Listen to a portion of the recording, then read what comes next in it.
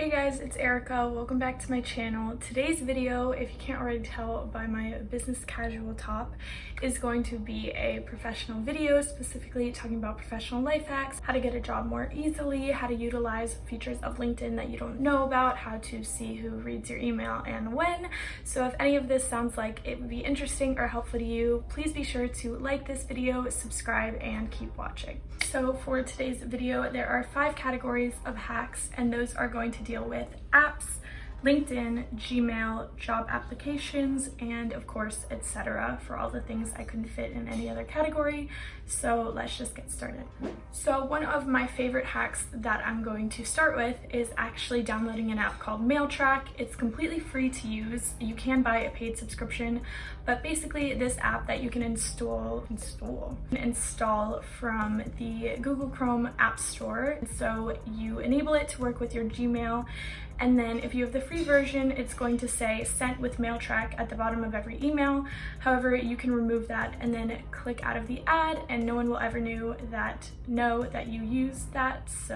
And also it's really interesting because you can hover your mouse over someone's email and see when they last opened an email. It's a little bit creepy, but it helps you know if people are opening your stuff and ignoring you. And then it's also really interesting because if a recipient opens an email months after you sent it, even if they've already opened it, the app lets you know. This is not sponsored, but this is like probably my favorite hack. So another app that's really helpful to stay organized and professional is Microsoft Onenote, which I'm actually using to plan this video, and I plan for all of my videos. So it's just a really easy way to stay organized. You can organize your notes into folders, you can bring files in here. It's just really helpful to have everything in one place. And I'm pretty sure that you can download it for free if you're a student and your school includes the Microsoft 365 package. The next hack is going to be to use the Reminders app effectively. I have fallen out of using a planner, which is my own bad and probably indicative of the fact that I'm just migrating to doing more things digitally. But I use the Reminders app for everything, whether that's taking my birth control in the morning or attending my Zoom class. And you're able to organize it also into priority, so from low to high priority, and set time reminders and have them repeat, so it'll bother you until you finish all of your tasks. So I really like the Reminders app for everything like that, and especially if I'm on the go. And then the last hack for the apps and whatnot category is going to be to use Quizlet to learn basically whatever you want. So if you go on Quizlet and you type in a subject and then a specific topic, you're going to find flashcards and information on all of this information. Of course, you can't guarantee that it's accurate. A lot of kids are making these to study for exams with helpful formulas and information if you're trying to teach yourself finances. I found a lot of help on Quizlet for my finance class, especially if you're someone who's already graduated and you want to follow up on something you learned in the past. You can look up the course code and your school and find extremely relevant information. So utilize Quizlet, and it's also free. So yeah. Now starting with the LinkedIn hacks for the first one, find someone that works for your dream company or is doing a job that you really like and send them a polite message, maybe try to connect with them. Go to your dream company and type in that dream company and then type in your school, and you'll find alumni from your school that work at that company or that have worked at that company, and those people are even more reasonable to reach out to. You can ask them how they got where they were, what they were involved with at your school to help them get to where they are, if that makes sense. And some of these hacks were shared with me by some of my brothers in the Alpha Kappa Psi business fraternity, so shout out to them. And this next hack is from one of them: to reach out to whoever posted the job. Sometimes LinkedIn will list the name of the person who posted the job, so a quick thoughtful message might actually help push your application.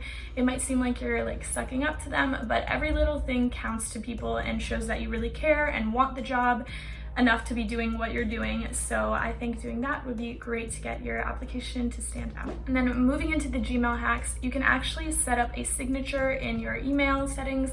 So mine would probably just be like best, comma, my name. I like to do best regards, Find out whichever signature you like and then put it at the end of all of your emails, and that way you don't have to type it in every single time. It'll just auto-populate and save you a little bit of time. And then also in Gmail, they have the feature to set up a delay just in case you want to revoke that message before it actually gets sent, so you have that time to unsend or bring it back, retype it and resend it. And this is just going to help you with any mistakes or sending double emails, and also just in case you have a change of heart. So I think that would be really great to set up. And then an app, oh my god, this should have been in the app category, but I use it mainly in Gmail, would be to download the app Grammarly. Also, I use the free version of this. You don't need the paid version, much like MailTrack, but this is going to help you make sure that your emails are grammatically correct, help you clarify things, and also has this new feature that tells you the assumed tone of your message or email. So it's kind of helpful just if your language is a little too hostile, it'll note that. So it really helps me stay in line and stay professional in my emails, especially in the grammar and spelling department. Okay, moving into the job applications life hack portion, we're talking getting that dream job, baby. So whenever you walk out of a job interview and you think to yourself, oh my god, I could have said A, B, C, D, E, like that would have just made me look like such a better applicant. Write that down, because the next time you step into a job interview and you bring up those things, they're likely going to help you. And if you just kind of think of them and let them pass, you're probably going to forget them. So whatever you can think of to make yourself look better, make sure you're writing that down right after you get out of your job interview, and it'll help you for your next ones. Another hack that was shared by one of my fraternity brothers is to use a small white font on your resumes to type in keywords that you think that this specific job will be looking for. So say it's a programming job, you would think like C++, JavaScript, programming, like just keywords you would think of. Say you don't have that experience, type it in small white font on your resume, because a lot of times it's machines going through these resumes and they're filtering out resumes that have keywords and resumes that do not, so that they can alleviate the hiring process for the hiring managers. And just technology has been so integrated into the hiring process. So that's just a little hack. I'm not sure quite how effective it is or if it exposes you, but it's definitely something to look into, especially if you don't have the experience that you need for a specific job, but you still have some other strengths you want them to look at.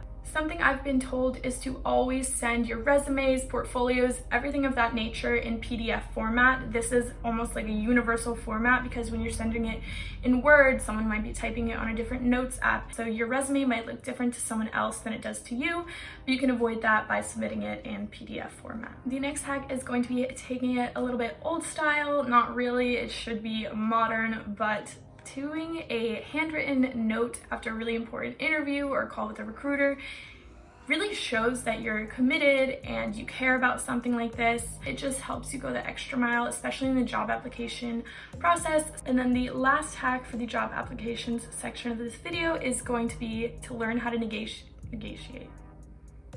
Like, Pride Month is over.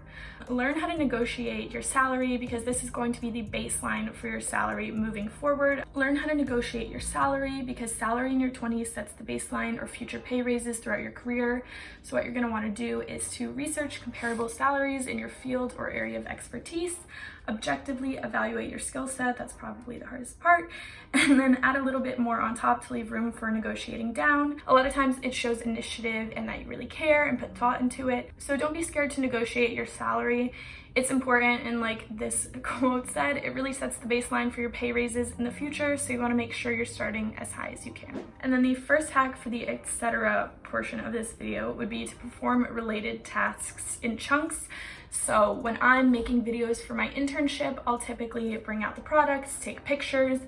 This is all really similar, and so that way I'm able to get a lot more stuff done, rather than if I'm doing that, then writing an essay and then going back to taking product pictures. And just logically it makes sense, because you're in the same sort of mindset, working with similar tasks. So that's that. If you're working on a task that you really need to focus on, put your phone in the other room. It seems very simple, but silence that, turn it off, put it in the other room, and focus, because sometimes you need to be hard on yourself and it really helps. Another hack would be, if you're writing something down on your to-do list and it takes less than 5 minutes, just do it right then and there. You're going to prevent yourself from piling tasks on, and you're just taking care of those pesky little tasks that don't really need to be on the to-do list to start with. So if something is going to take you 5 minutes or less, just do it now, and move on. Another hack is to plan for your Monday on Friday. I have a to-do list, I have goals, I have just like clear set things. If you're someone that needs structure, something like this can be really helpful, and it definitely helps me. And I don't remember the name of the technology, but there is some service for free that rates your resume. It's like a real person that goes through it, so I'll link that here. And then the last hack would be to focus on networking. I know it's a little bit hard right now, but as I said, you can do it sort of digitally. Even sometimes work yourself backwards and realize how much networking has had an impact on you. So whatever position you hold now, how did you get that? How did you get the one that helps you get that? Remember, it's not what you know, it's who you know. And on that note, I'm ending this professional life hacks video. Don't forget to check out my Instagram and like this video and subscribe. I really appreciate it. Comment down below if you have any hacks, and I hope to see you guys in the next video. Bye guys.